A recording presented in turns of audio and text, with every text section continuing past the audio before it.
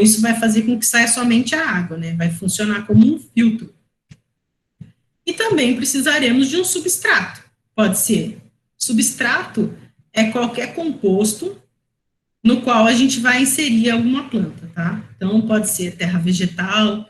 Aí eu coloquei aqui, ó, ideal para vasos suspensos. Então, se a gente for pendurar algum vaso, colocar de repente um brinco de princesa ou alguma outra planta suspensa, é legal trabalhar com um substrato mais leve possível. E existe, eu até coloquei aqui, ó, substrato leve para floreiras. É um saco de terra que chama substrato leve.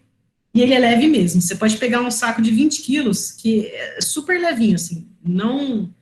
É que ele não é de 20 quilos, é em volume, tá, gente? Então, vocês vão reparar que ele é muito mais leve do que um saco de terra vegetal do mesmo tamanho, do mesmo volume. A gente também tem as opções de humus de minhoca e a mistura de solo, que nem eu comentei com vocês. No caso de vasos em jardins, eu sempre faço mistura de solo. Então, se eu já tenho no meu terreno, aqui a nossa região de Barão Geraldo, acho que boa parte de Campinas é latossolo vermelho, que é um solo incrível, é a terra roxa. Então, a Unicamp inteira é de latossolo vermelho distroférrico, gente, é maravilhosa. Então, é uma terra profunda, bem profunda, onde eu tenho uma primeira camada muito orgânica, muito boa. Então, o que eu faço? Eu pego esse material, essa terra vermelha, e misturo com um pouco de terra vegetal, misturo, de repente, eu tenho em casa uma composteira, coloco um pouco de composto da compostagem, né? E faço essa mistura. Por quê? Ele vai conseguir reter muito melhor a umidade, tá? Isso é o ideal para as nossas plantas. Quando nós formos fazer, então, a escolha das plantas que nós vamos colocar nos nossos vasos. Então, é muito importante que a gente tenha certeza do que está sendo plantado. Quando nós falamos em plantas medicinais, existem milhões de nomes populares para todas as plantas, certo? Então, é importante que você tenha certeza de quem é aquela planta que vocês estão tratando. Então, existe a farmacopeia ou algum documento de referência onde você vai fazer uma consulta e ter certeza, né, da taxonomia daquela planta. Então, ela é uma planta do gênero tal, subespécie tal, variedade tal, nome do cultivar, de repente, fenótipo, família. Isso tudo vai fazer com que aquelas propriedades que o João comenta em todas as aulas, né, que ele ensina, que tem, de repente, uma propriedade, uma característica que, de repente, traz uma melhoria no fígado, de repente, né? Enfim, um exemplo. Aquilo realmente funcione. E também para a gente não se confundir, por exemplo, o boldo tem a folha absolutamente idêntica à do hortelã de folha gorda. Então, olha só que coisa, um hortelã tem um sabor, né, que funciona para dor de garganta, maravilhoso, é muito parecido com o boldo, que vai funcionar para o fígado, tem um gosto super amargo. Então, de repente, você pega uma folha de boldo, bota na boca achando que é uma folha de hortelã de folha gorda, né?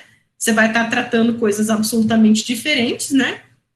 Então, não vai funcionar muito para o seu objetivo. Então, é importante que a gente saiba o que a gente está plantando, tá, gente? E tem muitos herbários que fazem essa identificação, né?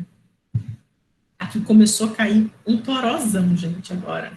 Tá? Uma tempestade, mas tudo bem. Os materiais de propagação.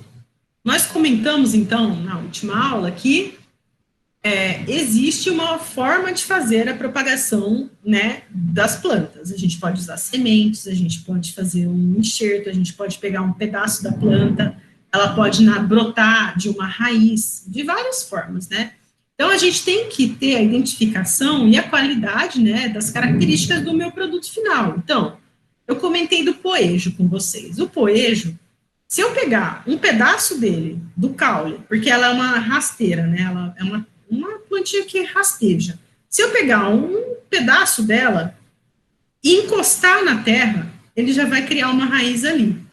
Então, se eu tiver certeza da procedência da minha planta matriz, né, da minha mãe, com certeza aquela minha, né, o restinho dela vai ter a mesma qualidade. E uma coisa importante é que a gente use, né, mudas que são livres de contaminações. Não adianta nada eu pegar uma planta que tenha pulgão, cochonilha, de repente, e plantar, porque eu vou estar com aquele inseto ou aquela doença sendo propagada.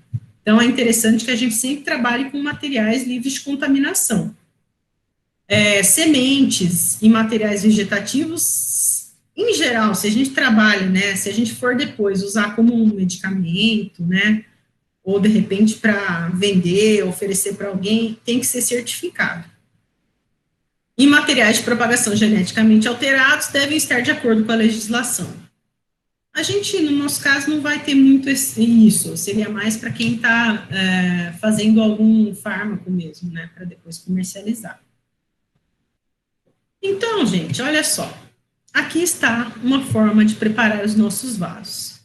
No primeira imagem, essa aqui, ó, vocês estão vendo que tem, no fundo do vaso sempre tem um furo, né, gente? É por onde vai sair a água. Então, é importante que tenha aquele furo. Então, a primeira coisa que eu posso fazer, ó, aqui dá para ver melhor, né? Tá vendo que tem um caco de vaso aqui, cobrindo esse buraco?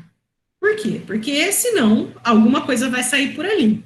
Dependendo do tamanho dos meus cacos, eles podem sair por esse buraco ou entupir o buraco. Isso não é interessante. Por isso que a gente faz isso, ó, coloca de repente uma proteção nesse buraco e sobre ela coloca um material que vai fazer a drenagem do nosso vaso.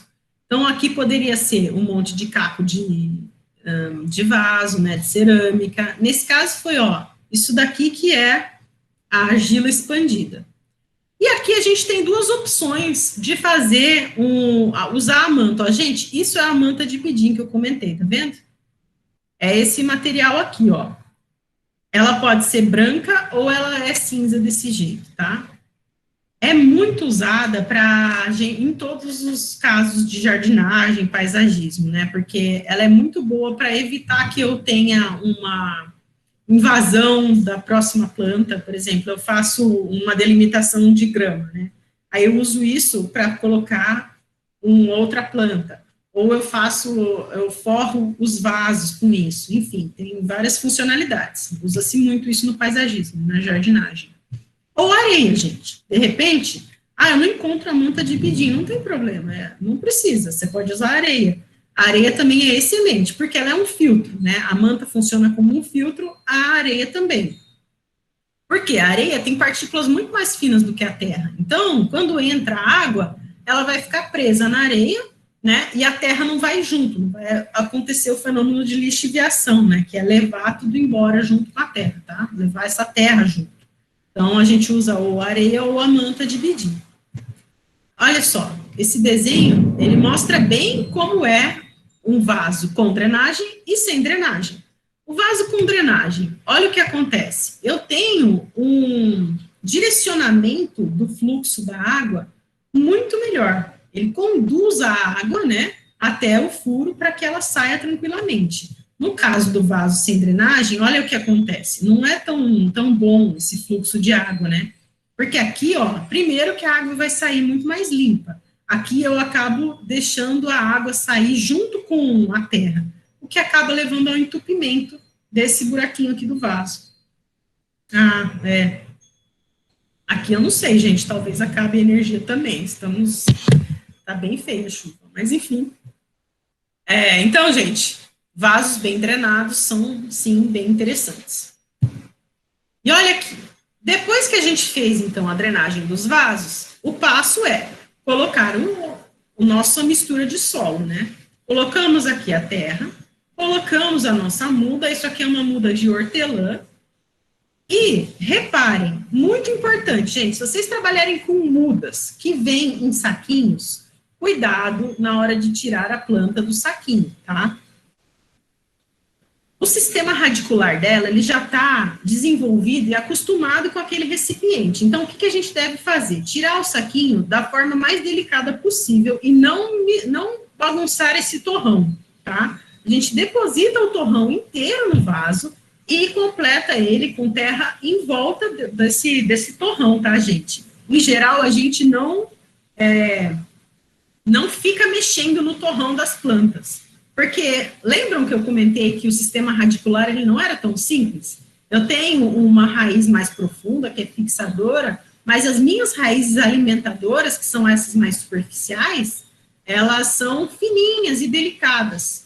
Então, é um perigo para elas quebrarem, né? Elas podem até se regenerar, né, nascerem de novo, mas pode demorar um tempo e, de repente, a gente não quer. Ela vai morrer, depois ter que viver de novo. Então, o ideal é que a gente não mexa muito mesmo nesse torrão, tá?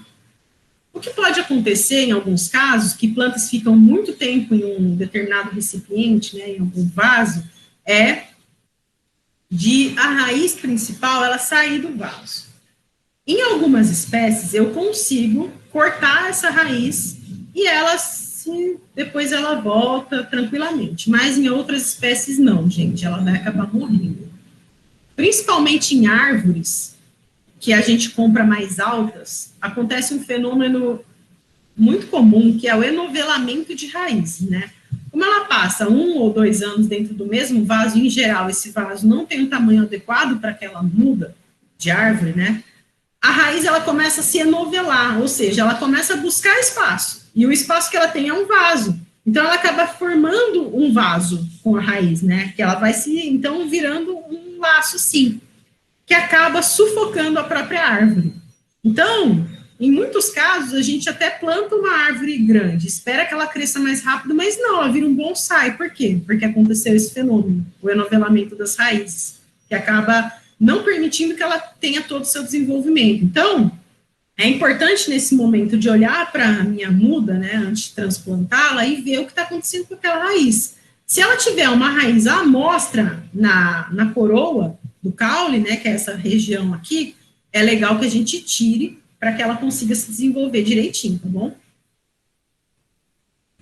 E aqui, ó, reparem que sobre o vaso foi colocado umas pedras, poderia ser, de repente, um pouco de serragem ou qualquer outra coisa para reter a umidade. Então, coberturas vegetais, né, são chamadas de mulchings. Eles são interessantes para manter a umidade do meu local. Nutrição. Então, agora a gente vai falar de adubação. A nutrição é um dos fatores que interferem na composição química da planta. Isso tem tudo a ver com as nossas plantas medicinais. Se nós queremos que aquela minha planta tenha o máximo possível de compostos que, por exemplo, funcionam para eliminar dor de cabeça, eu tenho que ter uma nutrição adequada para que ela consiga se desenvolver perfeitamente a ponto de conseguir criar aquelas características. Então, alguns nutrientes são muito importantes em algumas fases das plantas. Fosfato. Importante na etapa de enraizamento. Existe um composto muito comum que a gente compra geralmente para fazer plantio, que se chama superfosfato simples, que é um composto à base, basicamente, de fosfato.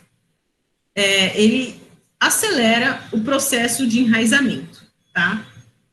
Adubos nitrogenados têm papel importante no aumento do volume da colheita em plantas das quais se aproveitam as folhas e inflorescências. Então, se eu quero usar as folhas do boldo, por exemplo, eu vou usar adubos nitrogenados, que vão aumentar essas folhas. Ou o hortelã, aquele hortelã que a gente compra no mercado, gente, é muito diferente do hortelã que a gente planta em casa. A menta piperita, né? Eu nunca vi hortelã com folha maior que aquela, gente, é incrível. Por quê? Porque ele enche de nitrogênio no solo, e aí, com isso, o que acontece? Vai crescer a folha, certo? E também a inflorescência, de repente, eu quero ter um pé de camomila com muito mais flores, eu coloco também mais nitrogênio, certo? E aqui em casa, né, geralmente em casa a gente faz uma adubação que vai usar os componentes principais, né, os macronutrientes, em proporções iguais, né? Com isso a gente não privilegia nenhum desenvolvimento da planta, ela vai crescer por igual, certo? As adubações fosfatadas e potássicas, elas são particularmente importantes para a parte subterrânea. Então, eu quero vender cúrcuma. Gente, eu vou colocar fósforo e potássio no solo, porque aí eu vou ter um desenvolvimento muito maior das minhas raízes, né, dos rizomas, dos bulbos.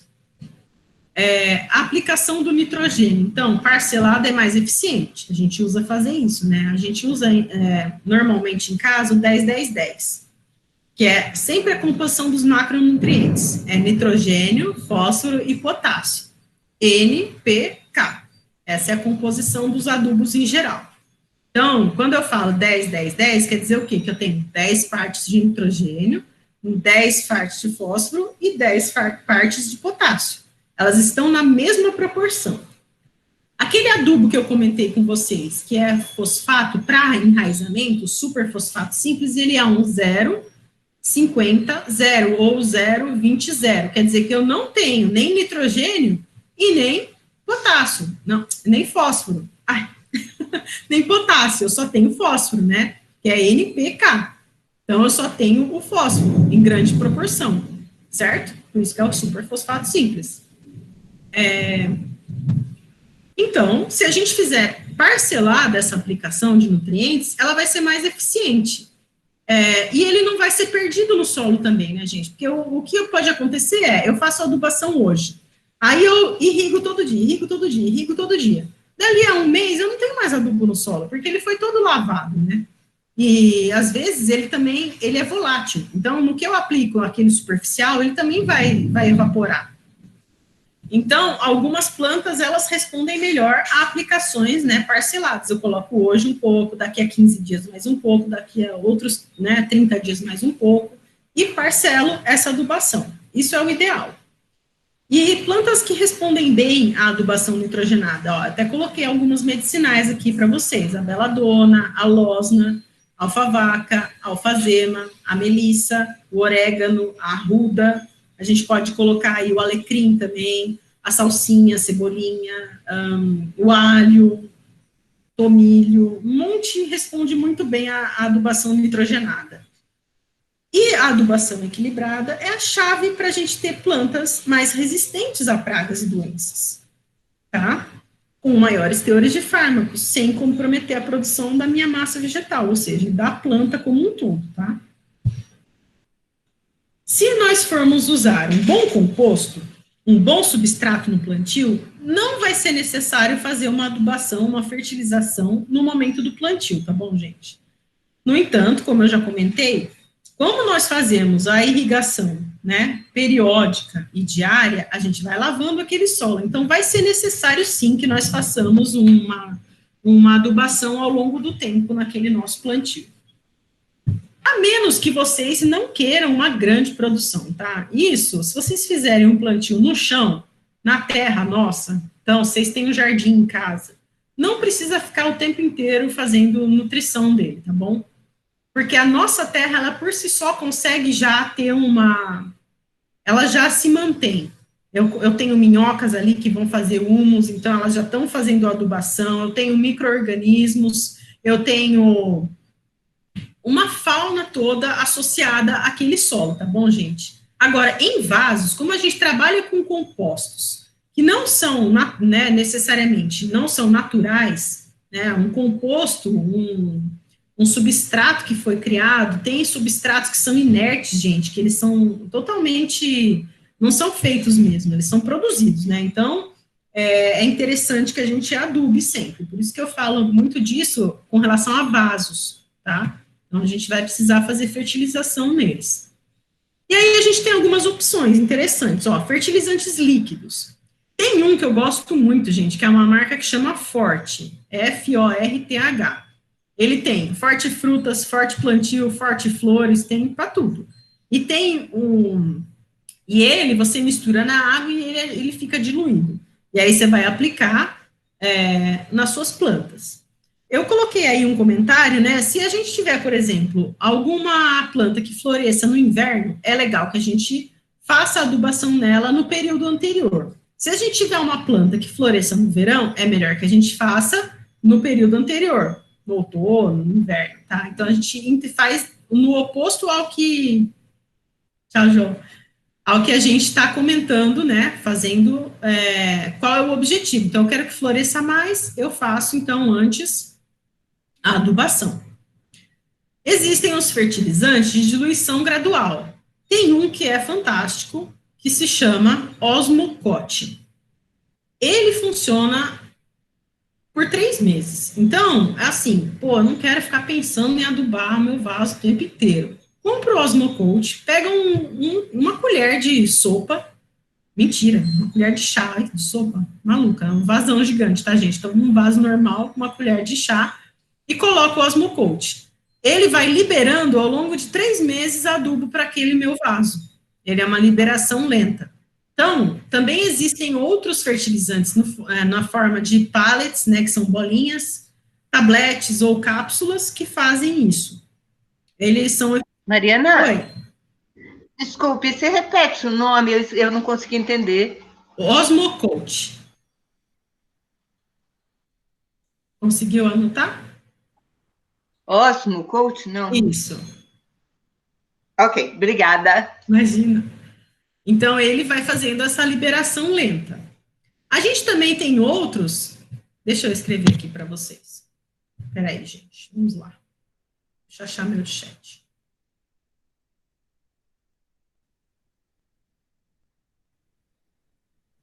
Ó, Osmocote. E o outro que eu falei é Forte, que é a marca, né? O Osmocote tem da Forte também. Forte é uma marca que tem vários tipos de adubos super interessantes. Porque aí, o que esses adubos vão fazer? Além deles terem os macronutrientes, eles têm micronutrientes. Então, eles já têm uma forma mais equilibrada, dependendo do que vocês precisam. Então, por exemplo, eu preciso de um adubo para plantio. Ele já sabe que no plantio eu preciso enraizar. Então, ele vai colocar uma quantidade maior de fósforo.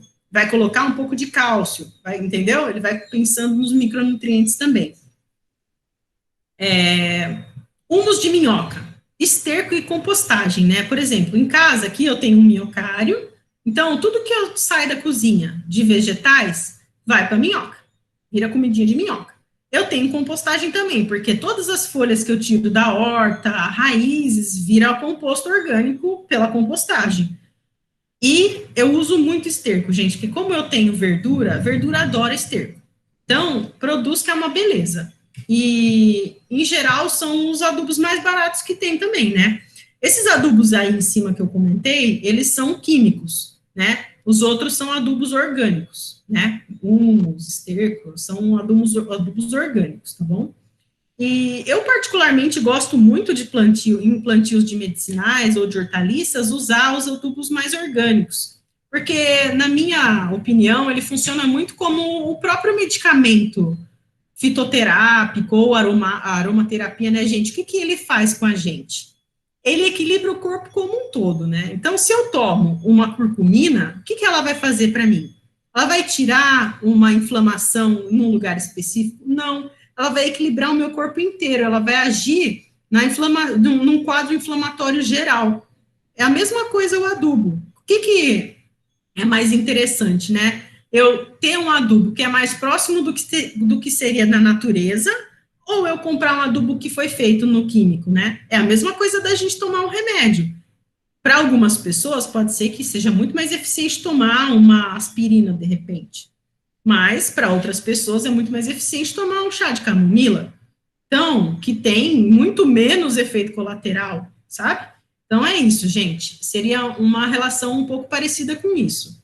E também vai muito da forma como vocês querem plantar, né? Quando a gente planta medicinais, quer dizer que a gente tem um objetivo com aquilo. Então, de repente, é legal a gente buscar fazer também a alimentação das plantas mais parecido com o que elas teriam na natureza, sempre, tá bom? As regas.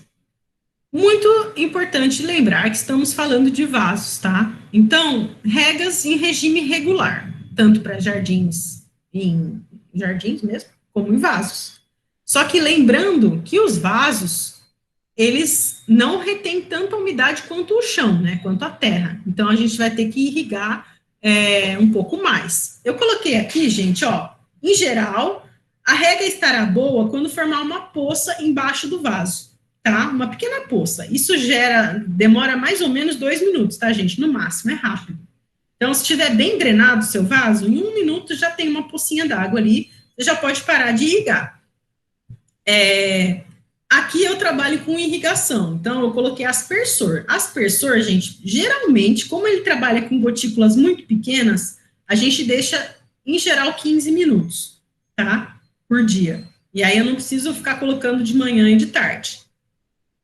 Ah, é ótimo. Não, casca de ovo é maravilhoso, principalmente porque ela tem cálcio, tá? Ajuda pra caramba e ela passa o cálcio para a planta, depende da planta, tem plantas que gostam de solos mais ácidos, e aí ele vai ficar muito básico com casca de ovo. Mas o legal é que ele também mantém limpo ali, né, o local, ele funciona bem como um mulching. E locais com muito vento, gente, atenção, principalmente, vou plantar na minha sacada. O vento é, sim, incrível, né? Deixa eu ver essa pergunta da adubação. Quando aplicamos o NPK, devemos esperar alguns dias? Sim, gente, sempre que a gente for, né, consumir, depende. Se você for, por exemplo, fazer a aplicação de NPK num pezinho de hortelã, que você vai usar algumas folhas, você busca as folhas mais do topo, certo? Então, não tem problema nenhum. Agora, se você for, por exemplo, consumir um alface, que você acabou de adubar, então não é interessante. Primeiro, porque você está perdendo o adubo, entendeu? É legal você fazer a aplicação um tempo mesmo antes de consumir, porque ela vai ter a funcionalidade de fazer desenvolver melhor o seu alimento ali, né? Sua planta. Nas plantas medicinais, em geral, não vai ter problema porque você vai usar uma parte dela, né? Por exemplo, se você tem uma cavalinha em casa, que ela é uma varetinha super comprida, né? Você vai colocar o adubo quando você quiser e pode consumir tranquilamente. Não vai ficar transitando dentro da planta, sabe? Eu acho que isso é a maior preocupação, né? E é diferente, gente, aplicar um fertilizante e aplicar um veneno, tá? Um pesticida ou um inseticida. Eu acho que foi por isso que você perguntou, né? De repente, você fez essa relação. Não, é na salsinha, cebolinha, que vem escrito às vezes na caixa já, que é para esperar alguns dias. Tal. Então. É porque você vai usar quase ela próxima ao solo, né?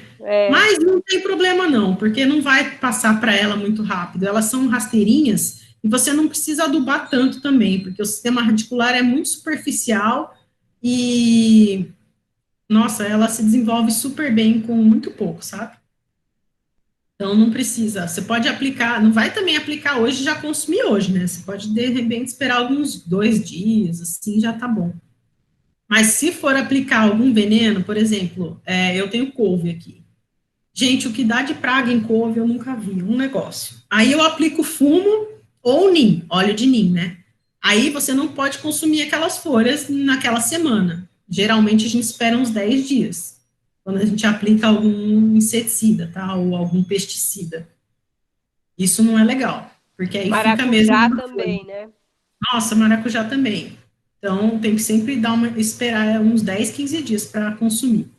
Aí você vai ver também, né, no caso do maracujá, você aplica nas folhas, aí o fruto não vai ter problema, né?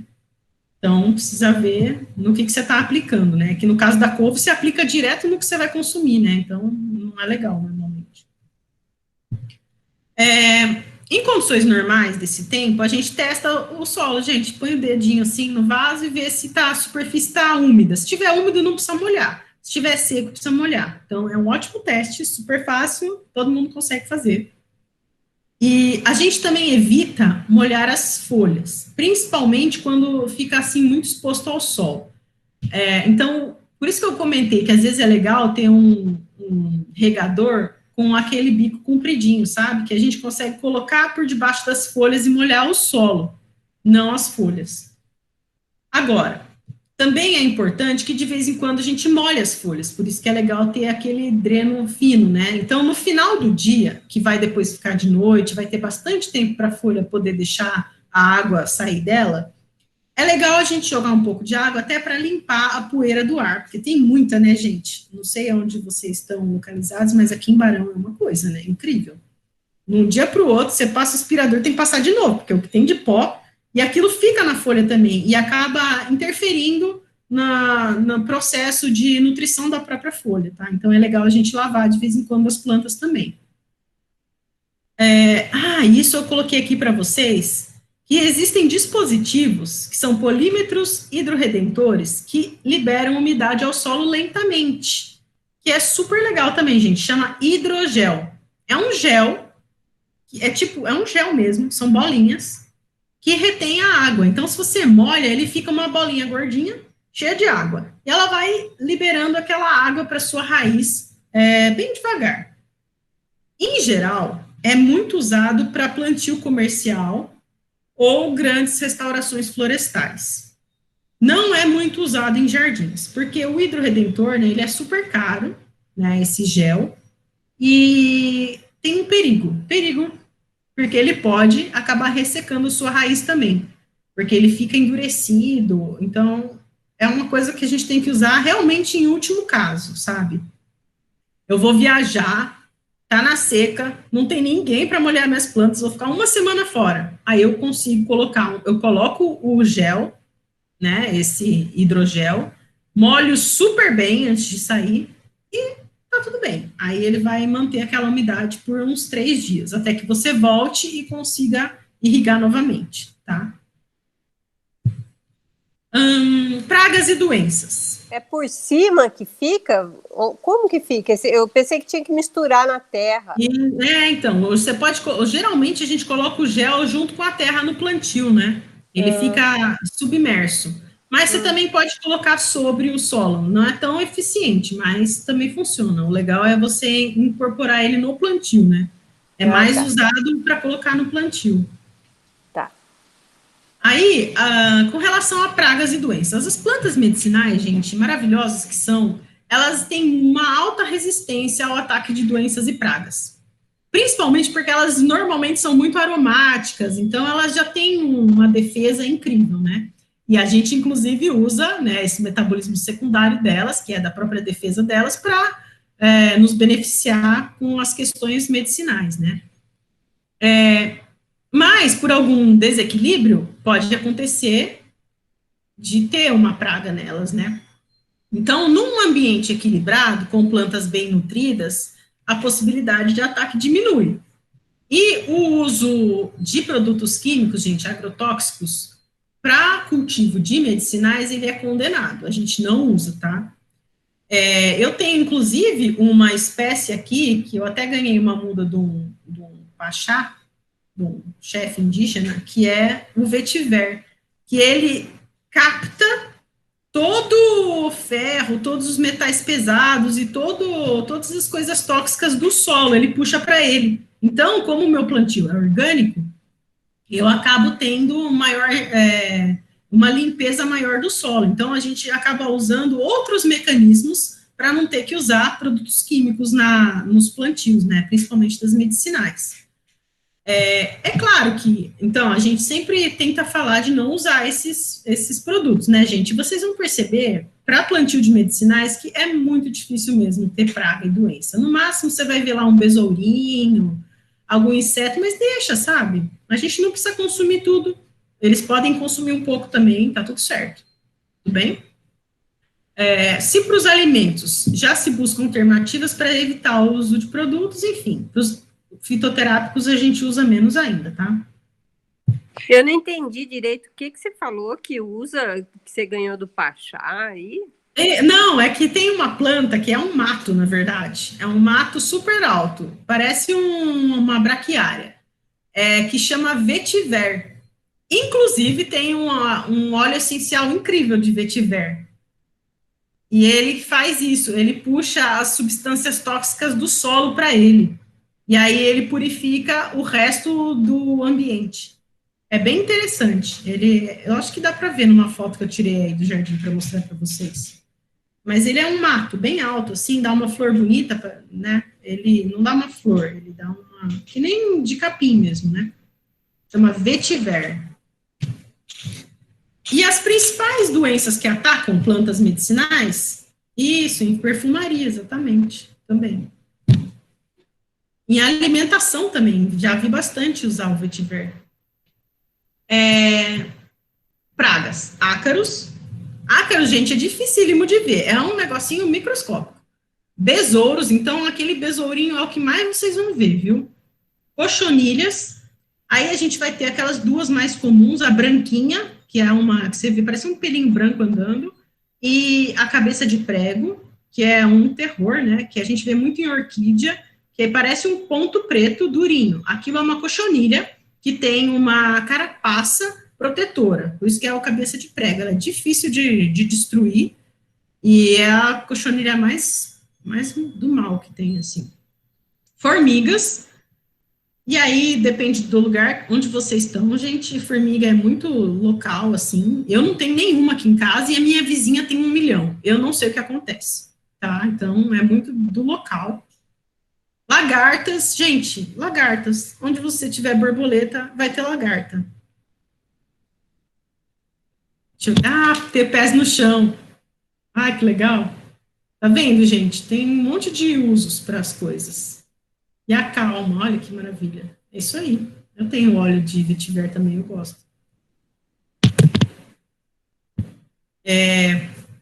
Percevejos, pulgões. Pulgões não tem muito também, não, viu, gente?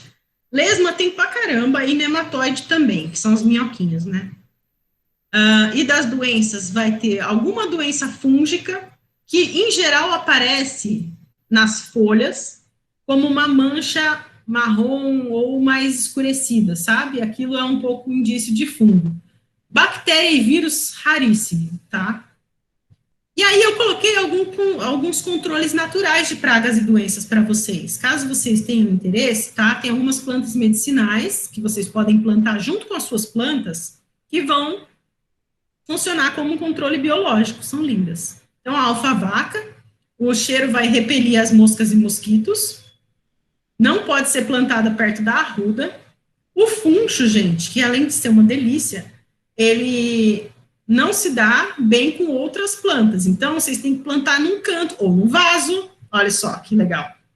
Cravo de defunto, protege contra nematóides, e não é prejudicial a outras plantas. O hortelã, ele repele lepidópteros, borboletas, gente. Então, se eu planto couve, por que eu não planto hortelã junto? Já que o cheiro, ele repele as borboletas que eu tanto, né, quero que não comam as minhas couves, certo? Então, você faz isso, planta na borda do seu plantio, que você coloca lá o hortelã ou embaixo, porque couve é alta, né, não tem problema. E ela exige atenção, porque não se alastra com facilidade. Hortelã é difícil de plantar, gente, não é tão fácil assim. Manjerona melhora o aroma das plantas. Então, eu plantei uma manjerona do lado da minha malva. A malva já é um cheiro sensacional. Do lado da manjerona fica mais forte ainda, mais incrível. E quando eu tenho plantas que eu vou usar o aroma, é super interessante que eles tenham, né, uma intensidade maior do aroma. Então, é uma forma de a gente fazer isso. O alecrim mantém as borboletas da couve afastadas e a mosca da cenoura. E ela é uma planta companheira da sálvia. Caatinga de mulata, o aroma forte mantém afastados insetos voadores. Pode ser plantado em toda a área, não tem problema nenhum. O tomilho, eu também tenho aqui tomilho para afastar essas borboletas, né, por causa do cheiro. A losna, gente, ela é maravilhosa, é um inseticida. Como bordadura, mantém inclusive os animais fora da lavoura, porque tem alguns cachorrinhos que gostam, né, de ficar entrando na horta. Eu tenho 2 aqui, por isso que eu digo. Então, eu plantei a losna. Funcionou mais ou menos, tá? Porque eles são teimosos. A milfolhas, uma planta também que a gente coloca como bordadura perto das ervas aromáticas, aumenta a produção de óleos essenciais. A milfolha, gente, é a novalgina. Eu vou mostrar para vocês. Eu tenho aqui, é maravilhosa. Ela aumenta a produção de óleo essencial, ela aumenta o aroma das plantas também. A arnica brasileira, que não é a arnica montana, que é a que o João comenta nas aulas, tá? A arnica brasileira, ela pega super bem na nossa região, dá uma flor linda amarela, e aí inibe a germinação de sementes de plantas daninhas. Olha que interessante. Então, se eu tenho aqui alguma praga nascendo no chão, eu planto ela, que ela inibe esse plantio, tá? E agora, com relação aos projetos em si, né? Quando eu mostrei para vocês a foto do nosso jardim medicinal lá na faculdade, foi feito, então, um projeto inicial, onde a gente tem um croquis que define bem, né, as áreas onde a gente vai plantar. Então, se a gente tem vasos, então, eles são ferramentas, certo? Que a gente pode colocar de diversas formas, como eu mostrei aqueles projetinhos para vocês. De repente, então, eu comentei, se eu tenho uma espreguiçadeira, ou um local onde eu tenho uma rede, ou uma pequena área de repouso, com uma mesinha, um vaso ali, ou um conjunto de vasos, fica super interessante. Ou então, de repente, eu tenho aqui na cozinha, gente, eu tenho muita dor de cabeça, sempre tive. Então, o que eu fiz? Eu peguei e plantei do lado da minha cozinha um pé de lípia-alba, olha que maravilha, porque eu nem preciso ir até a horta para buscar. Eu simplesmente cato algumas folhinhas ali, já faço o chá, acabou o meu problema. Então, a gente pode usar eles como ferramentas para facilitar a nossa vida, né, no dia a dia. E, principalmente, temperos, né, gente? Ter uma floreira no parapeito da nossa cozinha, olha que incrível. Aí eu tô ali, né, já tenho salsinha, cebolinha, tomilho, manjericão, tenho tudo que eu preciso muito próximo da minha mão ali enquanto eu já tô cozinhando. Então, eles são super práticos e interessantes para a gente compor, né? Aqui, gente, ó, essa aqui é a minha horta, gente. É uma parte, pelo menos, né, dela. Isso aqui é o vetiver, tá vendo esse mato aqui, gente? No cantinho aqui, e ali no fundo, ó, aquele matão, é o vetiver. Então, ele tá nas duas extremidades, sugando todas as coisas ruins do... Peraí, deixa eu ver, o que foi, Márcia? Vamos olhar o chat. Posso, lógico. Manda no WhatsApp, gente, quando vocês tiverem dúvida de alguma coisa, de doença, assim, mas eu queria saber, manda lá que aí eu respondo. Eu não sei se eu respondo muito rápido, porque às vezes eu não olho o WhatsApp tão, assim, todo dia, mas tá bom? Podem ficar tranquilos. Então, olha só, o que eu fiz? Eu tinha um gramado sem nada. Aí eu fiz canteiros separados para cada coisa, porque eu gosto de plantar hortaliças, tá vendo? Então, aqui é um canteiro inteiro só de cúrcuma, né, de açafrão da terra. Eu trabalho com vasos para pimenta, alecrim. Aqui no canto, depois eu tenho um detalhe para vocês, que são só medicinais. Olha o boldo maravilhoso aqui no fundo. Aí tem as frutíferas, né, espalhadas aqui, a babosa. E olha só, gente, eu posso plantar frutíferas em vasos? Sim, claro, eu tenho uma bananeira num vaso, olha que beleza. E do lado, gente, que nem vocês já me perguntaram, né, quem que é esse carinha aqui? É a Ora Pronobis. Algumas plantas, elas são muito especiais com relação ao que elas gostam. Então, a Ora Pronobis, ela gosta de um solo muito bem drenado, mais arenoso, que não é o nosso caso aqui em Barão, por exemplo, que é um solo profundo, vermelho, firme, pouco drenado, mais argiloso. Então, não é legal para ela não vai desenvolver. Então, você pode fazer um vaso onde você coloca metade de terra e metade de areia e já fica perfeito para ela, né, para a existência dela. Ah lá, que legal. Limão, acerola, pitanga, tudo vai super bem em vaso. Jabuticaba fica incrível em vaso, sabe? Várias coisas. E uma coisa que vocês podem colocar, gente, até peguei um palitinho, ó. Tá vendo isso?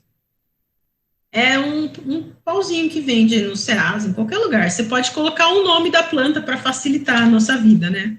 Às vezes tem muitas diferentes, aí você coloca para identificar. E aí você pode colocar o nome científico, ou pode até colocar o que é o uso. Dor de barriga, entendeu? Você coloca lá debaixo da plantinha, para te facilitar, né? E a gente está trabalhando com medicinais, então é interessante ter essa distinção. Eu fazia isso, eu colocava um nome científico e para que ele servia. Super prático. E olha só, gente, esse cantinho aqui, ó, que vocês estão vendo, é pequeno, mas olha que farmácia incrível que eu tenho ali no cantinho.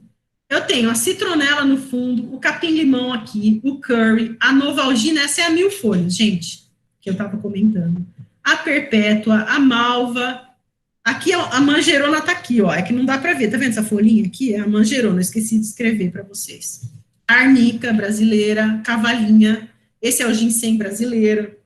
Então, num espaço muito pequeno, olha só, você compõe com vários vasos de tamanhos diferentes.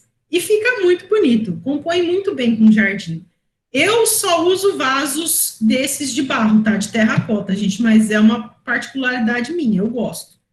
E eles acabam ficando feios, tá vendo? Com o tempo, porque ali fica muito úmido, né? Enfim. E eu não controlo a irrigação daquele vaso, eu irrigo mesmo, tá vendo? Se vocês repararem, ó, é aspersão. Então fica molhado tudo. Mas tudo bem, né? Então, essa é uma opção que cada um pode fazer. Então, gente, aí tá aí uma ideia, né? De repente, você precisa. Aqui, se você for ver, tem praticamente para todas as dores um remédio, né? E, em geral, todos são de infusão, que é mais fácil ainda. Capim-limão, eu amo chá de capim-limão, né, gente? Eu faço sempre, é um digestivo incrível. Então, é um que eu tenho outro vaso aqui perto da cozinha também, porque eu sou meio preguiçosa de ficar indo até a horta buscar, e tá ali, é só pegar uma folhinha, faz um chá, já era. Aqui, ó, salsinha e cebolinha também vai super bem em vaso, você pode colocar os dois no mesmo vaso. Alecrim, gente, maravilhoso. Ele também é antidepressivo, ele tem, sabe, ele ajuda no foco, na concentração, tem várias finalidades incríveis. E ele é mais interessante ser colocado em vaso, porque você pode ir vendo onde ele gosta mais. Ele é meio chatinho, ele gosta mais de sol, ele gosta de um solo pouco rico, né? Então, você tem que ir vendo onde cada vaso vai ficando melhor. O legal de vaso é por isso, né? Você consegue ir trocando o local. E aqui, gente, eu coloquei algumas, da farmacopeia brasileira, algumas sugestões que vão super bem em vasos aqui na nossa região, né?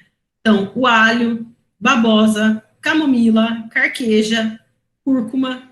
Cúrcuma, nossa, num vaso, sim, gente, fica muito bom. Só que você vai colocar só um dedinho, que vai dominar o vaso inteiro e ficar no formato dele, tá? Mas não tem problema. E de preferência, vaso plástico, para você poder, se for o caso, quebrar ele ou cortar para poder tirar a cúrcuma, porque é temporário também. A malva, a arnica, boldo, capim-limão, coentro, hortelã, melissa. E aí, gente, até trouxe alguns aqui, ó. Vocês comentaram que tem, né, várias frutíferas em vaso. Olha só, um abacate em vaso, que interessante. Aí o hortelã também. O hortelã, essas plantas que alastram muito, pode ser, Márcia, é legal botar em vasos, tá? Olha aqui a cúrcuma num vaso, tá vendo? Ele botou num latão de tinta. Eu não sei se é de tinta, eu espero que não, porque é meio químico, né? E aí estão aqui as plantas, tá vendo? A parte, né, das folhas. Depois, todo esse recipiente vai ficar cheio de cúrcuma. Na época que caem as folhas, né? Olha a flor aqui já. Vocês vão,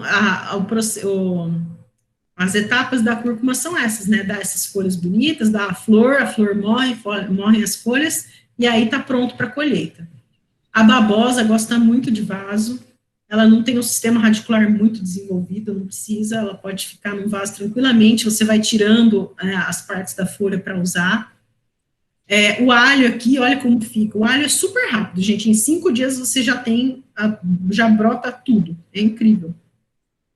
Aqui, ó, outros 2 vasos, pode ser, esse daqui é de Ora Pronobis e esse é o de Límpia Alba, que eu comentei com vocês, que fica aqui do lado. Tá bom? Mas agora eu vou fazer uma pergunta, Mari. No caso do abacate, que nem assim, o abacate forma uma árvore bem frondosa, como consegue chegar assim, até num momento assim, que ele consegue frutificar e manter um tamanho num vaso, assim? Isso é um bonsai. A gente, para manter fruta em vaso, tem que ir cortando raiz, tem que ir podando ele. É muito difícil ir cortando raiz em um vaso desse jeito, né, gente? Não dá para fazer um bonsai assim. Você vai podando. Então, o que você vai fazer? A primeira coisa para você manter o pé pequenininho, aquela gema apical, né, que é a ponta do seu tronco, você vai cortar, vai fazer uma poda drástica nele. Então, aí ele vai ficar só um tronco peladinho, na altura que você quiser. Por exemplo, eu quero que meu pé tenha 1,20 m. Com 1,20 m eu corto. Aí, ele vai começar a brotar nas gemas laterais, tá? E aí, ele vai acabar formando uma outra copa. que vai acabar fazendo de novo, tentar crescer. Aí, o que você vai fazer no próximo ano? Você poda de novo drasticamente. Agora, 10, 15 centímetros acima do lugar onde você podou. E assim você vai fazendo ao longo dos anos, entendeu?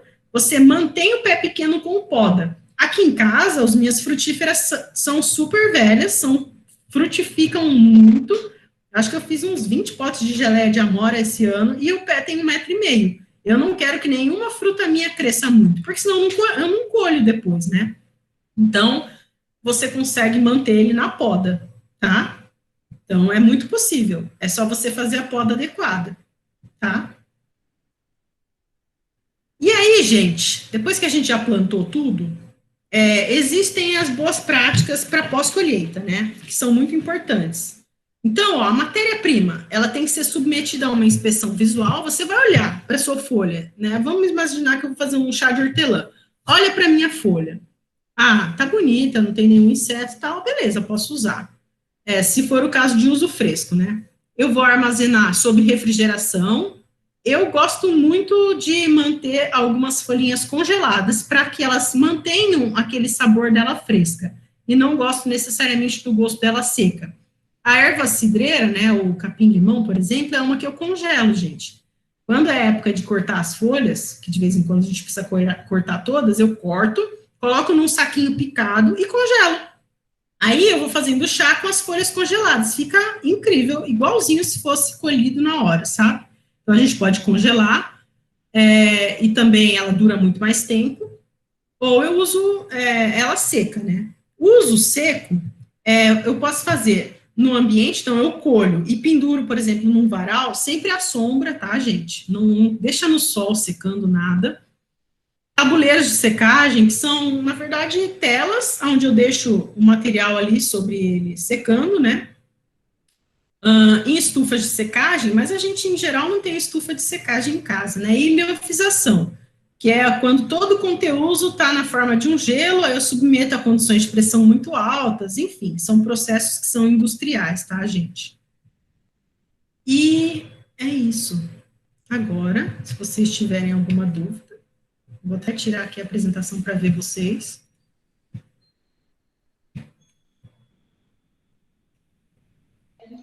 Mariana, a explicação sobre a camomila.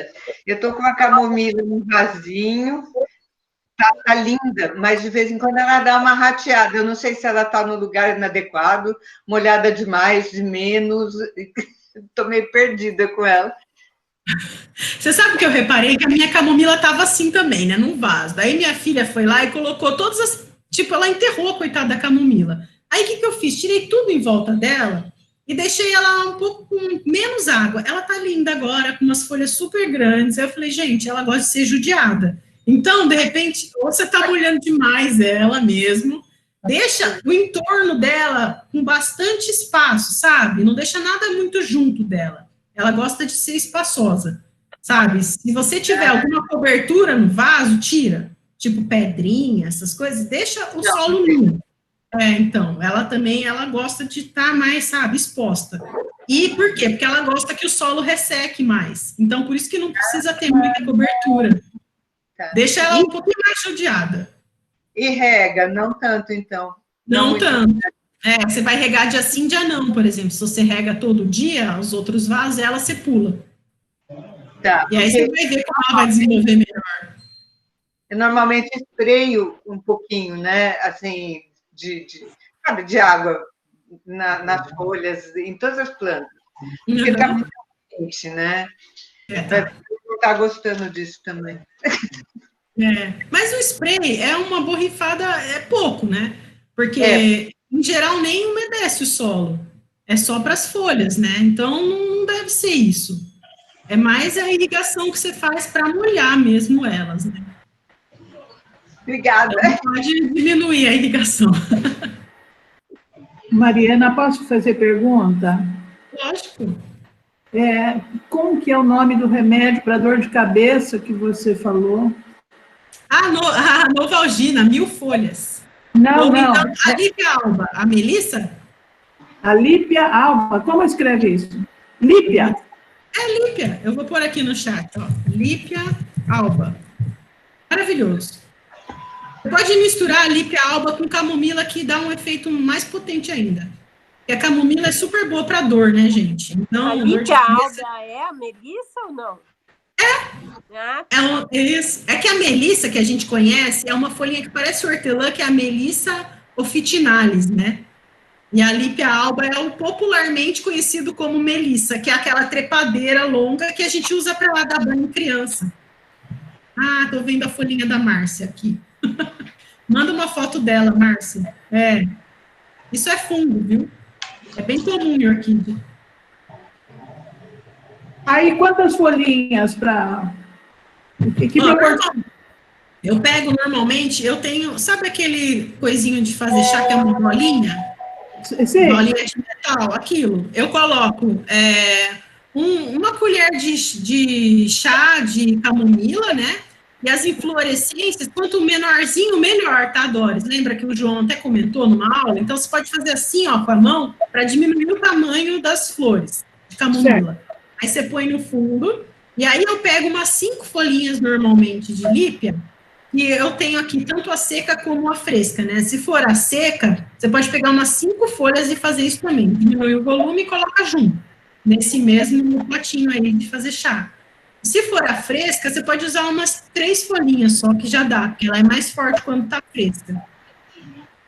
Entendi. E assim, desculpa, mas eu não entendi como faz a poda para conseguir. Eu tenho pé de amora aqui, anos, eu não consegui pegar uma amora. Ah, então. Tem 5 metros quase lá, tá enorme. Nunca consegui. O problema da gente fazer poda em árvore já muito antiga é que a gente pode, de repente, matar o pé se ele for muito antigo, sabe?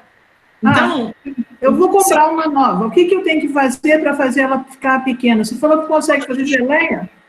Eu faço, gente. Tem milhões de amoras aqui. Depois eu mando uma foto dele para vocês. Ele tem 1,5 metro. Eu fiz a poda desde que ele era pequeno, eu fui conduzindo. Chama poda de condução. Então, quando ele chegou a 1,5 metro de altura, que foi o tamanho que eu queria, eu cortei a ponta dele. Lembra? A ponta dele, inteira mesmo. Podei na diagonal, lembra? A diagonal. E ficou um pauzinho sem nada. Uma trepinha seca, assim. Aí, ele foi e brotou. Todas as gemas laterais brotaram, certo? Aí ele brotou meio descontrolado. Aí, que invassorado, né, que a gente fala? Invassorou? Invassorou. Aí, o que eu fiz? Eu cortei cada galho invassorado a 10 centímetros do primeiro corte. Entendeu? Então, eu tenho o galho principal, um galinho que saiu aqui. Esse galho aqui, eu cortei a 10 centímetros. Entendeu?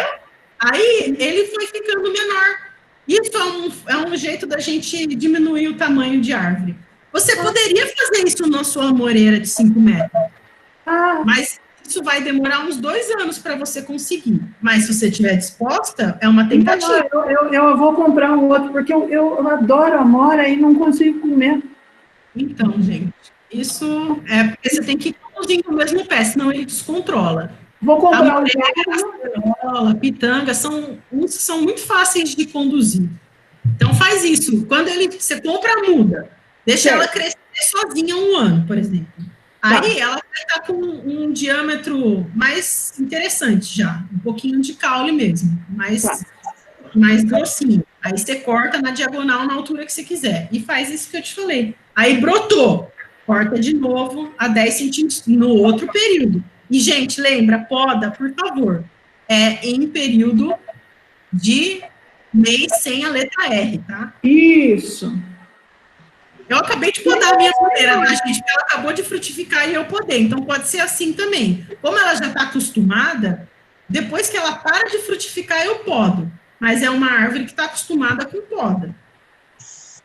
Então eu sabia o contrário. Eu achei que era quando tem a letra R, abril. Não, é quando não tem. Quando não tem? Peraí, gente, com os meses... Não, é no meio do ano. É quando não tem R. Maio, junho, julho e agosto. São as épocas do nosso inverno, porque o metabolismo das plantas é mais lento nessa época. Então, poda nesses meses. Nesses meses, maio, junho, julho e agosto. Olha, eu aprendi ao contrário. É mesmo?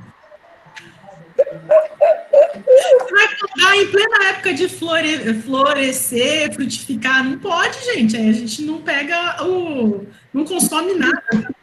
Olha, tem uma coisa. Eu tenho um pé de jabuticaba já tem mais de 15 anos. Nunca consegui colher uma jabuticaba no chão. Mas por quê? Não sei, eu comprei lá no Instituto Agronômico a muda. Tem uma poda específica para fazer em jabuticaba, Doris. Você vai pegando todos os galinhos no meio dela, porque a jabuticaba gosta de luz, gente. Então, se o tronco e os galhos mais grossos não estiverem recebendo luz, ela não frutifica. Provavelmente a sua está com a copa muito densa. Está invassorada. Ela está invassorada. Não, raleia toda essa copa. Raleia. Eu tenho que cortar tudo aquilo, deixar só... Você deixa os mais grossos, mas você vai tirando os mais finos, por exemplo. Raleia bem, para poder entrar a luz nela inteira. Aí você vai ver como vai dar fruto. Puxa vida! Como é bom ter uma doutora por perto, gente. Obrigada, muito obrigada. Mari. Oi, gente. Mariana. Oi. Mariana, eu estou fazendo muda de abacate, de abacate, já tenho bem formada, mas não tenho onde plantar. Vazinho, olha que beleza. Então, mas eu queria, assim, se tivesse a possibilidade, quando tiver a oficina, não sei, a prática, levar uma para plantar. É que abacate, a gente não queria plantar árvore lá, especificamente, porque vai terminar o jardim, né? Mas, é verdade. Eu planto muito na rua, gente. Você tem uma praça perto da sua casa, planta na praça.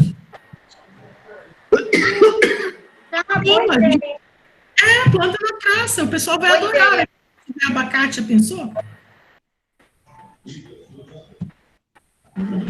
Tá bom. É uma muda, eu tenho.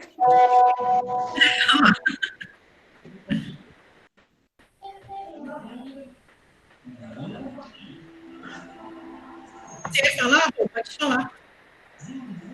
Quem eu? Não, eu achei ótimo, que maravilha, hein? Que quanto conhecimento! Parabéns, Mariana. Obrigada. Adorei! Nossa, eu não tinha noção de nada, falar a verdade. Eu vejo as minhas plantinhas aqui, mas não imaginava. A própria jabuticabeira que eu estou aqui, eu estou vendo que ela está muito cheia de ramo, né? Ela tá, eu vou ter que dar uma olhada, porque meu irmão falou, nossa, já era para estar dando umas frutinhas aí, né? E tá, então tem algum segredo aí, agora acabo de ver. Muito bom, viu? Parabéns aí pelo jardim, pela aula, pelas fotos, maravilhosa, tá?